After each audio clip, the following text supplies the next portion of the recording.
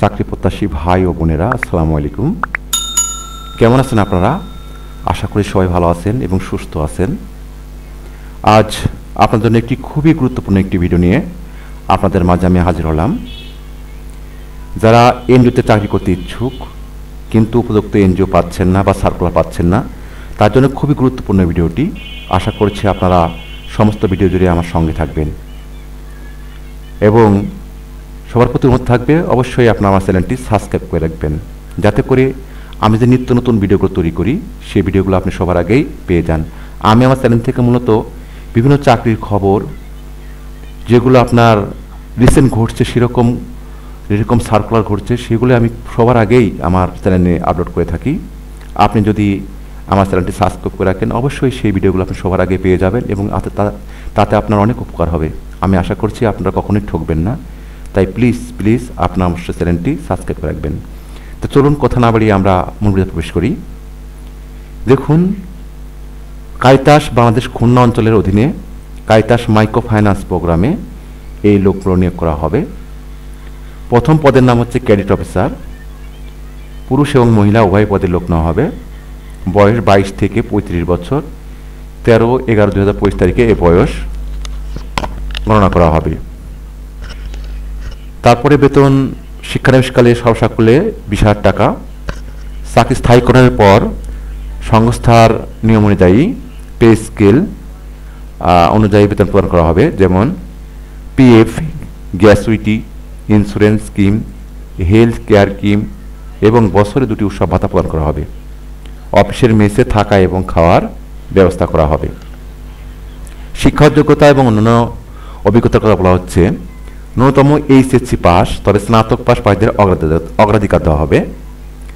মাঠ পর্যায়ে ক্ষুদ্র ঋণ কার্যক্রমে বাস্তব অভিজ্ঞতা সম্পন্ন প্রার্থীদের অগ্রাধিকার প্রদান করা হবে।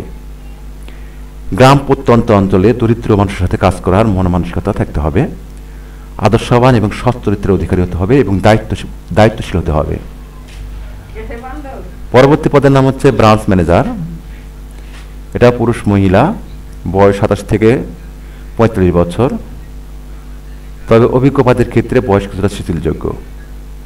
শিক্ষানবিশকালে সর্বসাকুল্যে বেতন হবে 65,000 টাকা এবং চাকরি স্থায়ীকরণের পর সংস্থার নিয়ম অনুযায়ী এই যে বলা হচ্ছে PF, gratuity, insurance scheme, health care scheme এবং বছরে 2টি উৎসব ভাতা প্রদান করা হবে। অফিসে থাকার এবং খাওয়ার ব্যবস্থা রয়েছে। ন্যূনতম স্নাতক পাস, ক্ষুদ্র ঋণ কার্যক্রমে 5 বছরের অভিজ্ঞতা সম্পন্ন হতে হবে। কম্পিউটার চালানোর সক্ষম হতে হবে। হচ্ছে মাইক্রোফিন 360 নেট সফটওয়্যার পরিচালনায় অভিজ্ঞতার অগ্রাধিকার প্রদান করা হবে। মোটরসাইকেল চালাতে পারদর্শী, নিজস্ব মোটরসাইকেল ও বৈধ ড্রাইভিং লাইসেন্স থাকতে হবে। শাখা অফিসের আওতাধীন 5 থেকে 6 জন ক্রেডিট অফিসার পরিচালনার সক্ষমতা বা দক্ষ থাকতে হবে। এখন আমরা দেখব যে আসলে আমাদের আবেদনের শর্তাবলী কি। আপনার যদি এই যোগ্যতাগুলো থাকে অবশ্যই আপনি আবেদন করতে পারবেন। শর্তাবলী হচ্ছে, আপনি যে আবেদনপত্র লিখবেন সেখানে প্রার্থীর নাম, পিতার নাম, মাতার নাম, স্বামী বা স্ত্রীর নাম, বর্তমান ঠিকানা, স্থায়ী ঠিকানা, শিক্ষার যোগ্যতা, জন্ম তারিখ, ধর্ম, জাতীয়তা, মোবাইল নম্বর উল্লেখ করতে হবে। 2 জন গণ্যমান্য ব্যক্তির নাম ও ঠিকানা, মোবাইল নম্বর উল্লেখ সহ এবং আবেদনকারীর সাথে তার সম্পর্কে সেটা উল্লেখ করে নিম্ন স্বাক্ষরকারী বরাবর আবেদন করতে হবে। আবেদনপত্রের সাথে শিক্ষার যোগ্যতা সনদপত্রের ফটোকপি, জাতীয় পরিচয়পত্রের ফটোকপি, চাকরির অভিজ্ঞতার সনদপত্রের ফটোকপি, 2 কপি রঙিন সাইজ ছবি জমা দিতে হবে। খামের উপর অবশ্যই পদের নাম উল্লেখ করতে হবে। আপনি যে খামের মধ্যে আবেদনটি পাঠাবেন তার সেই খামের উপরে অবশ্যই আপনার পদের নাম উল্লেখ করতে হবে। চাকরিরত প্রার্থীকে যথাযথ কর্তৃপক্ষের অনাপত্তিপত্র সংশোধন করে আবেদন করতে হবে।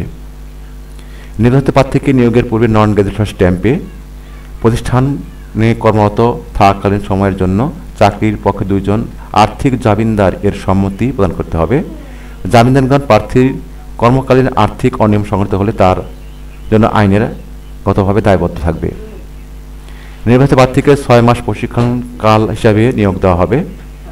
প্রয়োজনে আরও 3 মাস বাড়ানো যাবে।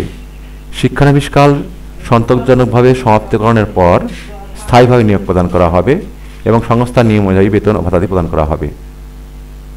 নির্বাচিত প্রার্থীকে কাজে যোগদানের পূর্বে জামানত হিসাবে 10,000 টাকা জমাইতে হবে, যা চাকরি শেষে সুদসহ ফেরত যোগ্য এবং সকল শিক্ষাগত যোগ্যতার মূল সনদপত্র কারিতাস খুলনা আঞ্চলিক অফিসে জমা রাখতে হবে।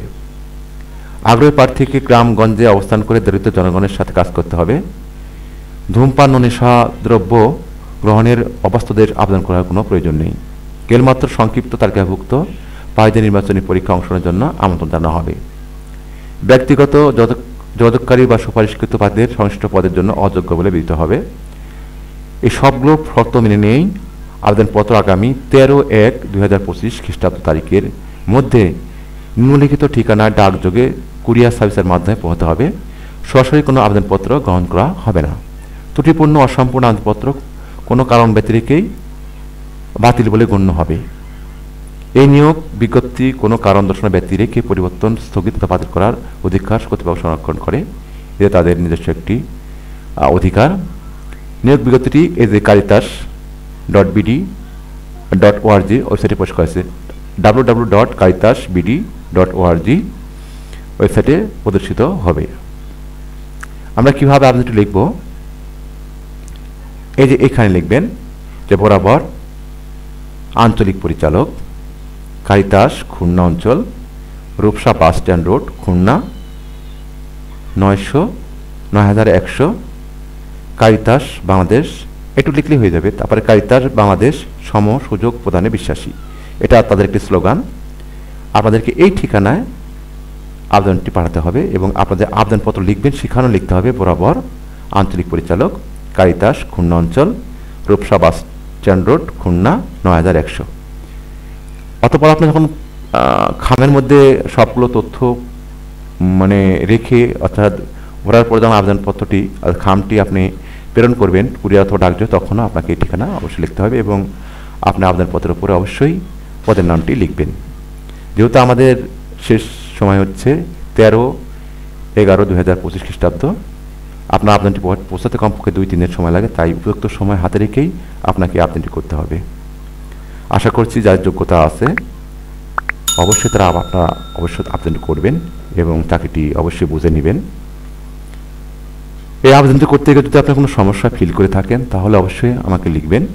আমি আমার কমেন্ট বক্সে এবং ডেসক্রিপশানে অবশ্যই আমার ঠিকানা দিয়ে দেব, আপনারা সেই ঠিকানা আমাকে যোগাযোগ করতে পারেন।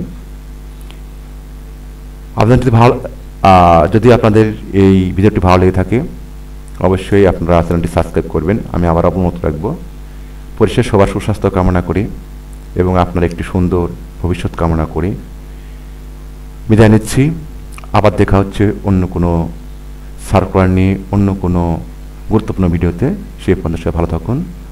আল্লাহ হাফেজ।